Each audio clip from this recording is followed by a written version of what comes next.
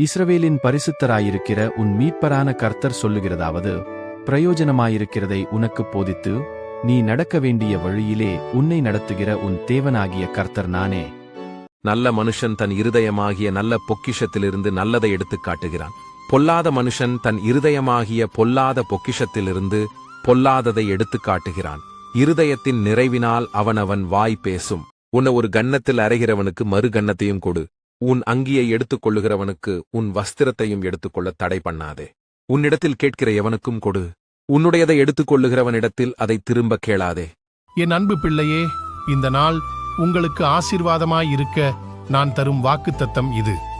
கர்த்தர் உன் நம்பிக்கையாயிருந்து உன் கால் சிக்கிக் கொள்ளாதபடி காப்பார். நீதிமொழிகள் அதிகாரம் 3 வசனம் 26. ஒவ்வொருவர் இருதயத்திலும் பரிசுத்தம் வேண்டும். நான் உங்களுக்குச் சொல்லுகிறேன், ஒரு ஸ்திரீயை இச்சையோடு பார்க்கிறவனும் தன் இருதயத்தில் அவளோடே விபசாரம் செய்தாயிற்று. மத்தேயு 5 அதிகாரம் 28 வசனம். பழைய ஏற்பாட்டு காலத்தில் விபச்சாரம் செய்தால்தான் பாவம். ஆனால் புதிய ஏற்பாட்டு காலத்தில் இருதயத்தில் நினைத்தாலே பாவம். பழைய ஏற்பாட்டு காலத்தில் வாழ்ந்தவர்களுக்கு தேவனுடைய கற்பனை கட்டளையை கைக்கொண்டு வாழ்ந்தால் கானான் தேசம்தான் வாக்குத்தத்தம் பண்ணப்பட்டது. ஆனால் புதிய ஏற்பாட்டு கால பரிசுத்தவான்களுக்கு நித்திய ஜீவன் கொடுப்பேன் என்று கூறியுள்ளார்.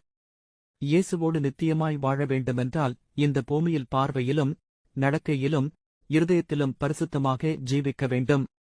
அப்பொழுது மட்டுமே இயேசு தம் வருகையில் சேர்த்துக் கொள்வார்.